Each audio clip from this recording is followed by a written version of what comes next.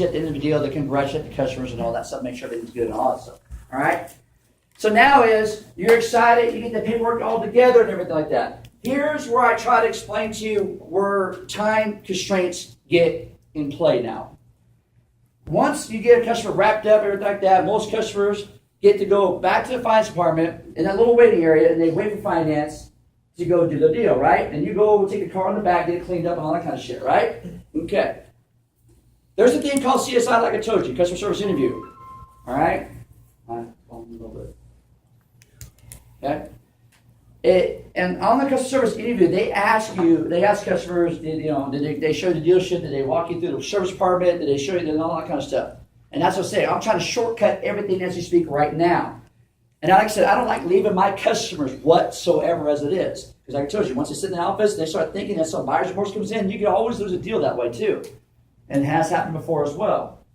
So now what I'm going to do is, I'm going to make sure these finance guys come find me like I told you. Okay? So, as we're going through it, you got the deal wrapped up, you got to take it back to your manager, correct? Have him sign off on it before he takes the finance. Yeah, you got to take it over there, get it back over to the manager, he's got to sign off, make sure everything's in there, and get to the finance, which is right behind them. You go back to your customer, right? Now, here's what it is. Before you sit them back there, and I don't recommend to sit them back there, I tell them this. Guys, in the meantime, it's going to take some time to get the paperwork going. You get the guys, you get their bank statements, everything, you get everything worked out, so it's going to take a few minutes. In the meantime, follow me real quick. Now, here's what I try to do my little show again, all right? Follow me. I want you guys to get to know some of your service guys, your service writers, your parts department, your cafe, and so forth. You guys see what I'm getting at? Because you're going to use this as time's wearing out. Okay? I'm going to walk over there, so you guys in the meantime follow me. I know you kind of been in the show floor. Let me kind of do something. I'm going to show you where your service department is. Just in case you ever come here for oil changes, anything like that, I want to let you know this is where you pulled up at. Just pull right here. One of the service advisors right here will come assist you. And that's when I kind of do this.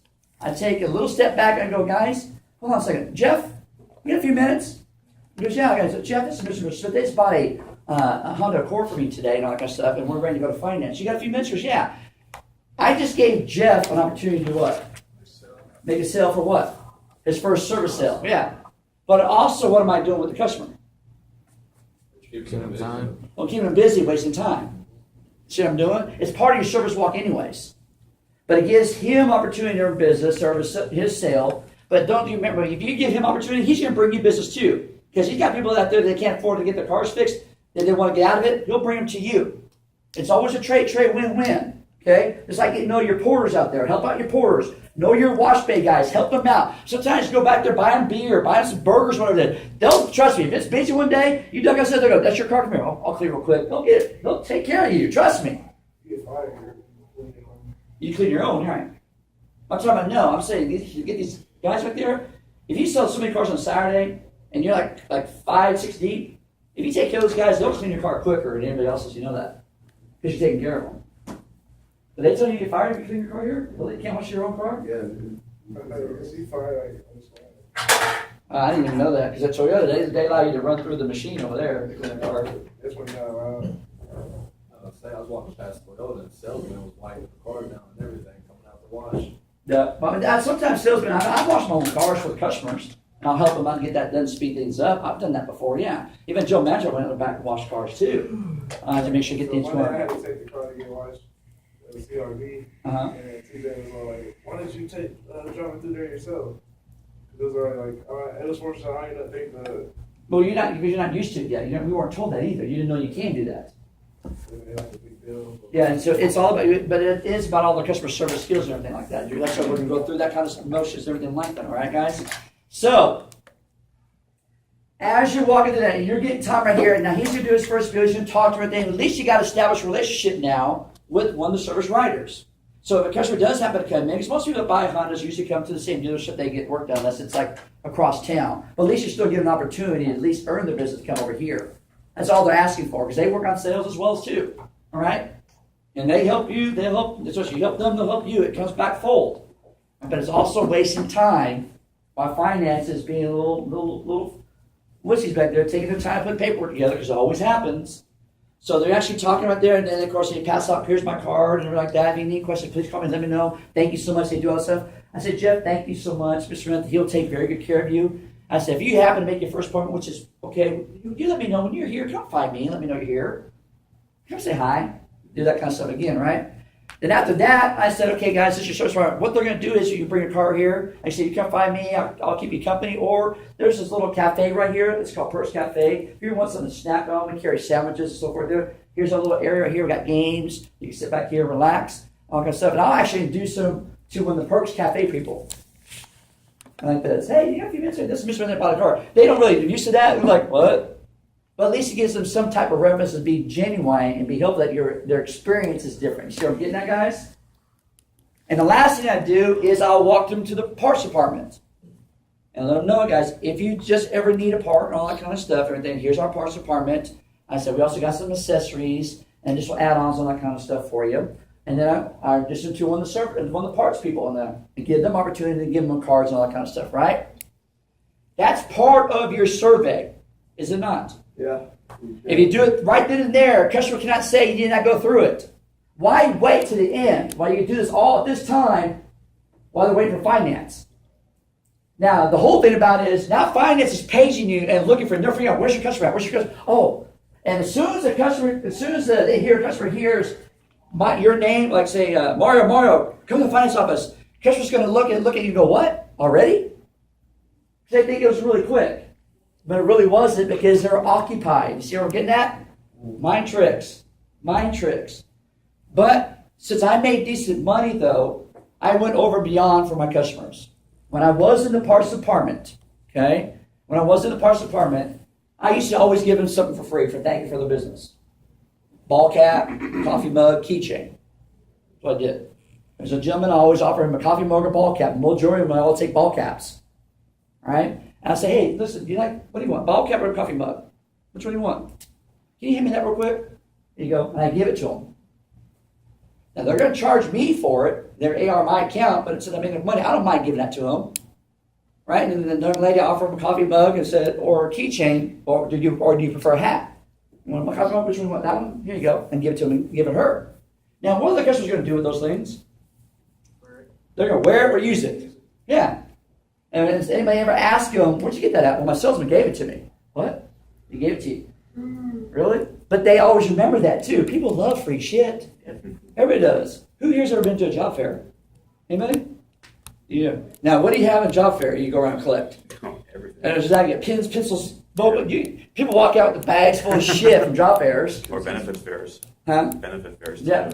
They get all kinds of crazy stuff in that. And that is right. And that's what's it. But I go over and beyond, and they tend to remember that. But the fact is, when somebody from finance is paging you, and you hear them frantic on that, and they might come out looking for you, because like, already? I love doing that stuff. I love getting those guys flipping out. Because you know what? Get off your ass, do something. I'm giving you this deal. Come on. Well, once they do that, now is you got them back in finance, guys. While you're in finance, it's going to take some time. I'm going to get your new car cleaned up for you, and they'll let me know when you're finished. And that's you take the car back there, get cleaned up. If they do it, or if you do it, whatever it is. But when you do sell a new car, though, you do have another delivery process. Did they give you a little form to check off? They do? Okay. You have a little form called a delivery form, check off. All right? They don't have anybody that does it for you here? Or you do it yourself? Okay. It comes on the front of the packet. Okay. You have a delivery form checkoff list, all right? And if you have a clipboard, use your clipboard for that too. But you're going to pull the owner's manual out. This is on new cars. You pull the owner's manual out, both keys, everything. And you can sit down when they come out of finance. You sit down with them and you can go over the owner's manual. Okay? Who here actually have ever read an owner's manual? You read one? Not the whole thing, but I've skimmed through it. Why? If something goes wrong, especially like with the alerts. No, check for they're there for no sort of reason, but in Trinity, you go over it, show what the important things are, which are basically, I just go back to the glossary, go here, and it's easy to go back here to find things. If they say if you look for fuses, I can show them where it's at, show when it is. But then I also show them with the, the roadside assistance, and I'm going to make sure my business card's in there and so forth. You kind of go through it, but I don't pay the whole time on a damn owner's manual, right? Like the last one that I had actually had like a quick one, like a real small one that has like, all the key features. And they just went over that one. That was fine with me. Yep, that's usually what happens there. So you have that, but you're going to have to go through that kind of stuff. And of course, you have two keys. Now, one rule of thumb, though, anytime you have a husband and wife, I always gave both keys to the wife. So she'd go, yeah, one key. I got to actually go, wife, go, you need to get one, my car. I always did that for a reason. But you need to explain that. Now is the service department, if they, the watchman guys should bring your car up here. Did they bring it up here in the Omni for you guys? They bring it up. Yeah, they bring it right here in the Omni for delivery. All right? And that's what I said. That's when you go, okay, guys, your car's outside ready for you. Come on, follow me real quick again. And that's where you grab your little checkoff sheet. Okay? You got clipboard, it's easy to do that. But let the customer know what you're checking off. Because if they see it, then they understand what you're doing. All right? And this is where it's pretty easy to get good scores in SSI or your CSI, whatever you call it. I will actually tell the customer, hey, do me a favor in the meantime. Can you do me a favor? I'm going to go through everything right here for you. Can you walk around this whole car for me and make sure everything's perfect before you take delivery? I'll make sure to walk the whole car right then and there. Because as soon as you say is everything perfect, you'll never have them call next day and bitch at you. Okay? And then also I'm going to go through the checklist and go, okay, guys, I'm going to show you this right here. And I'm going to say, I'm checking this off for you. And they're going to ask you, what's that checklist for? By Honda-wise, this is my report card. Everything, they require me to do this. What they're going to do basically is, since you buy a new Honda, they're going to contact you via email, text message, mail, or even a phone call. And they're going to ask you certain questions, basically how your service was. And this actually reflects me and make sure I took care of you. Like I said, but I want to make sure everything's perfect before you do that. Because like I said, this is my report card. And if you don't have everything completely satisfied on it, I failed. I did it all the time, make me feel guilty. Like I said, so basically is if you happen to get that call, there's something wrong with you, would you call me ahead of time and let me know so we can work this out before you send that in? Because they do look at that stuff from Honda and make sure I take care of it. And as soon as you say that kind of stuff, no problem. And back in the day, we used to offer free tanks of gas to bring the surveys in. You bring your survey in, we'll get free tank gas, we'll fill them out ourselves. They make it illegal now. They catch you doing that, they fine the dealerships. Kind of crazy. But if you do it that way, and everything like that, to explain to the customer, they will understand what you're getting at. All right? But you have to ask the customer right then and there, is everything perfect to you? But you got to show them how to set their own radio stations. Set how to do the adjustment seats. Everything. Get everything set for them right then and there so they don't have to worry about looking through an owner's manual how to do it all. You're the professional here. Have it all done. Show them everything about the car again, like a walk around, but make sure everything's set. Navigation, explain to them how it works, all that fun stuff, okay? There's no reason to have them go work than that. And what's crazy about it is just when I was doing the interview, I hear a customer walking in asking someone how to set the home link. You know what the home link is? Garage door opener, yeah. No one's showing how to set them, and even the service guy didn't know how to do it. I was like, oh my God. Seriously? Not good. That's not good. Because service, you already do a service walk, everything. Since you got to do some service walk, you got a customer survey. You got parts of that too. Right? Now, the finance part has their own separate survey. You guys don't get affected by finance, do you? No, we This do. is they have their own separate survey. We get affected by all of them. By all of it? Yeah, so if they give them 7, 8, and finance, we'll get in trouble. Really? Yeah, the whole survey is a whole reflection of it. Okay, once again, we'll go back now. We'll go back to this. Guys, I want you to know is that we're going to do a survey. I want to make sure everything perfect. Now, let me ask you a question then. I've gone through my report for that. Everything's basic geared to your accomplishment and your whole experience at dealership. Was everything perfect for you? If there's any issues, would you please let me know? If there's any issues, what do you do? Address them. Address them with who? Either. Your managers. You nip it in the butt right then and there. If there's an issue right there, go back and say, hey guys, I need to talk to my customer here before we make the delivery. And all that stuff, they have this and manager up there and they'll write a Rio sheet or we'll take care of this, whatever it is. Manager gets it. Then they know they've been taken care of. And once again, these guys, I want to make sure you take care of her because I remember this survey is a big fuss on me. I want to make sure everything's done. You agree? I'm going to do that. That's how you get your surveys in. Okay? And all that kind of stuff. And they actually like you. You got that, and you kind of joke around a little bit. Okay, guys, before you leave and all that kind of stuff, where are you going to go where are you going to go right now, your first new car? Hey, by the way, would you do me a favor? I'm new, like I told you before, I'm trying to get some reviews in. Do you mind going on Google Review and give me a review? Could you do that for me? And why not ask? Because they pay how much for a review? $25 Didn't you say that? for each review. For one review. Just for doing a review for Google. But then Google, Vandergrift Honda, they got reviews up there. Mm-hmm. If you got a good review, they'll pay you money for it. Here's 5 star. Yeah, as long as it's 5 stars. Okay? But it helps you too. Because trust me, if your name's all over that, who are they going to come find out who it's Steve? Well, they must be doing something. Yeah, you want your name all over that. Exactly right. You want your name all over that. That's marketing. I mean, that's advertising. That's all social media nowadays. You see that? Okay?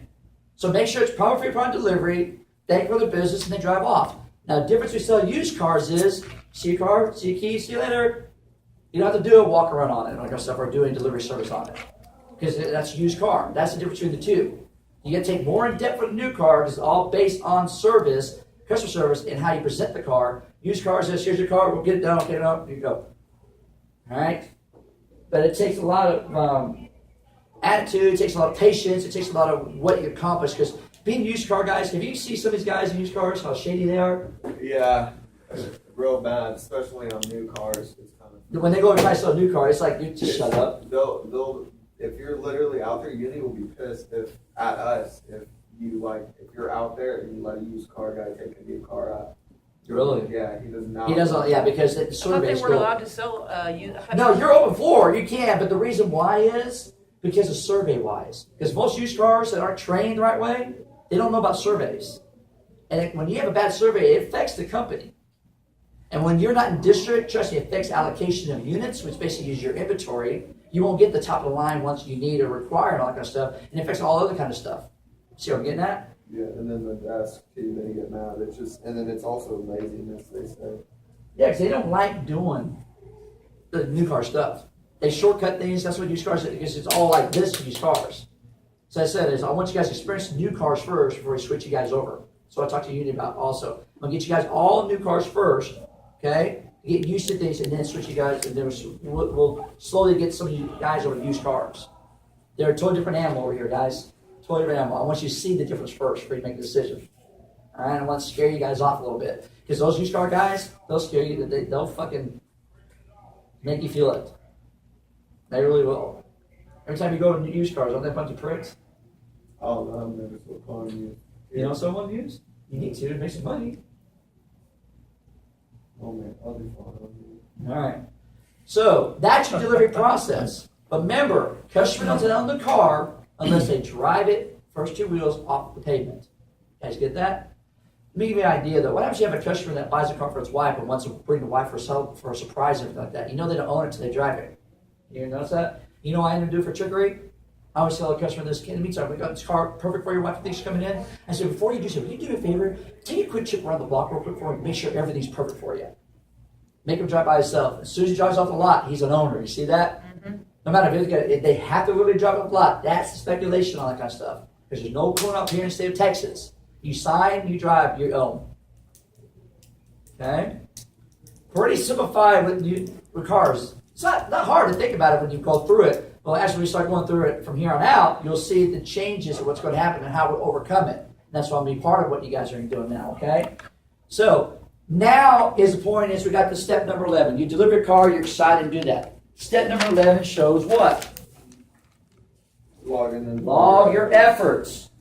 Log your efforts. Basically what they mean is at the end of the day, or end of your customer, whatever it is, you're going to log all the information into dealer socket. You know, if they bought a car, not bought a car, all the notes, everything you do goes to dealer socket. But you didn't hear this from me, okay? Because I'm going to tell you right now, I always want you guys to make a mistake either on the phone number or the email address. Why? so that other people can't sue your dogs. Exactly. That's your customer, is it not? You want this one to call your customer? Okay, what about that butter? No. Exactly. I said, they have a thing goes, if you don't sell a car at these 72 hours, they call it 72-hour rule here? You have a 72-hour rule here? I don't know. Honestly, I've never. Okay. They used to have a 72-hour rule though. So if you have a customer 3 days, you don't sell, they'll give it somebody else a call. Customers hate when people call them all the time. You see that? So I'm trying to tell you, as an outside guy looking in, always make a mistake. You have the correct information, but you make a mistake in dealer socket. Oh, the numbers are, I understand. Oh, here's the number, but never put it in dealer socket. You guys get that? That's your customer. Because that customer can be with you down the line for years to come if you do things right. You guys see where I'm getting at? That's your customer. All right? That's another thing the customers always bitch about is like, whenever I leave it, I always got so many phone calls from different people all the time. It drove me crazy. Same thing. Now, the final step, number 12, is follow-up. No matter who you talk to, who who you were with, and everything like that. You met somebody on the lot and they didn't buy a car. You follow up next day. Hey, thank you for coming in. This is Mario from Bannock Honda. I want you to know this. I'm sorry, Mr. Business. You kind of talk to them, but just follow up with them. Okay? They bought a car. Thank you for purchasing our car and all that kind of stuff. Everything like that. Thank you so much. Do you have to have any referrals, so forth? Follow up, follow up, follow up. Always make sure and you document in dealer socket. There's your 12 steps. Okay? Meet and greet, guest sheet fact finding, trade evaluation, sell from stock, okay? Demonstration, setting the stage, start write up, go to desk, negotiate, manage your TO. Come on, guys. Reference on credit. Login Logger efforts. effort. Log your efforts and follow up. I've known these 12 steps since 2000. Exact same ones. Memorize them. Why do you memorize them? It's easy. Well, not only that, you don't think Judy questions you? He'll test you. And he'll ask you to do them, and he was asking to do them 1 through 12, like TJ asked me the other day to do them backwards. It's not hard. If you know them, do them like that. But did you give you anything for it? Oh, no, because that's TJ. So. Oh, yeah. If Judy tells you, hey, name 12 steps, if someone comes, say you have a meeting, and all of a sudden Judy goes, you can name 12 steps. One of you motherfuckers raise your hand and name 12 steps. I want one of you guys to make me look good. I'm sorry. And you guys do it, you call me, let me know. I'll come take you out to lunch. All right? Because you go and name yourself steps, because you never know. You might go, good fucking job, here's $20. Or here's, they do that. The Van Tile guys, the old Cecil Van Tile, Larry Van Tile, used to know if you ever upped them right, and did the things right for them, they'll hand you $100 just for doing that. That was their secret shopper way. Because a lot of people didn't know who they were, because they're little short little guys. After you meet them, you actually know where they are. But they always set people in too. They'll say, hey, you doing 12 steps? You name them, here you go. It's an extra bonus. Memorize them. Okay? It's kind of funny as you go, what's number 6 on your stage? Okay? What's number 8? You go to desk. Get used to that.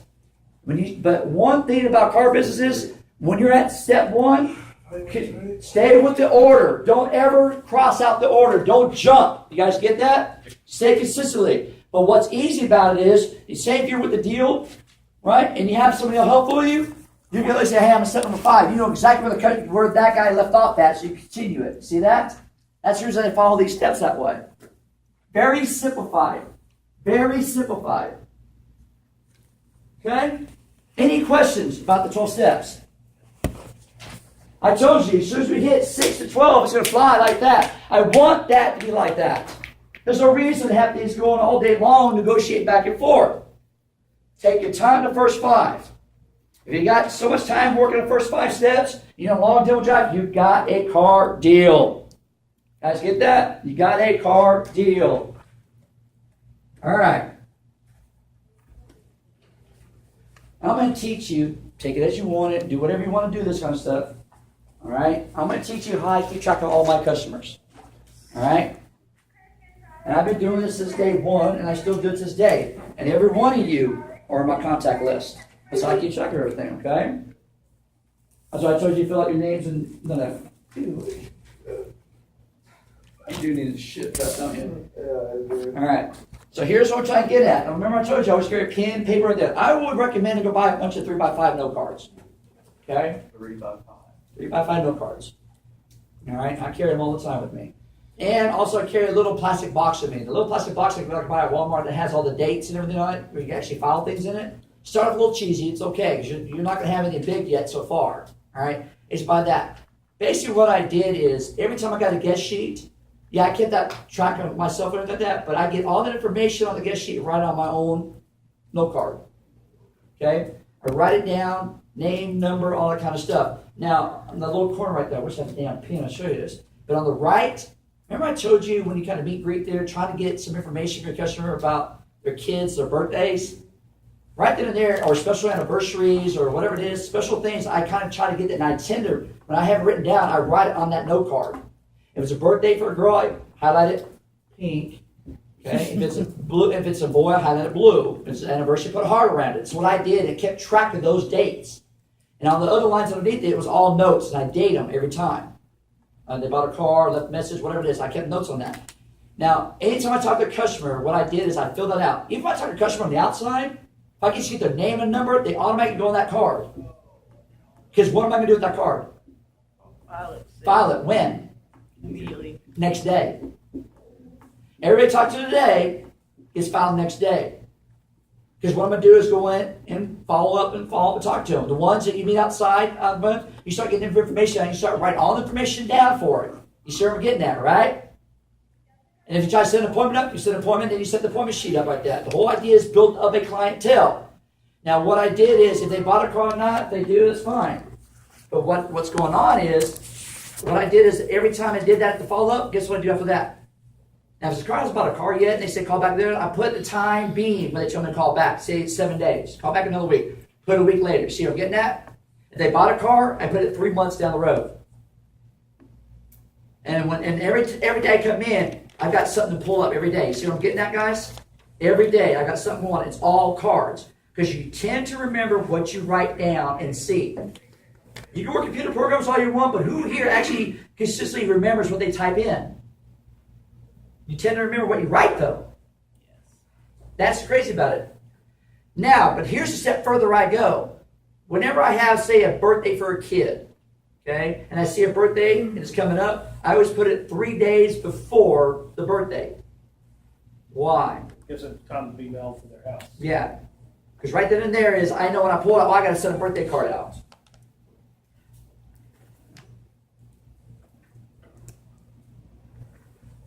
Okay? So, I'm going to get that. So, oh shit, I got to send a birthday card out. I'm a kind of cheesy motherfucker. I keep trying to tell you guys, though. I used to go out there, if I had like 4 or 5, I used to get a bunch of dollar bills. Because I've been to a strip club like he always hangs out at, okay? If I get a bunch of dollar bills, say if a kid up to 10 years old, dollar bill goes a long way. They still like having just, your son, you give him $1, he still likes it, doesn't he? Right. It doesn't really matter. But if I see a birthday for any kid like that, for a girl, I just put a dollar bill. What I do is I get a birthday card, right? Put a dollar bill in there, and then say you get a birthday card, how would you signaturize it at?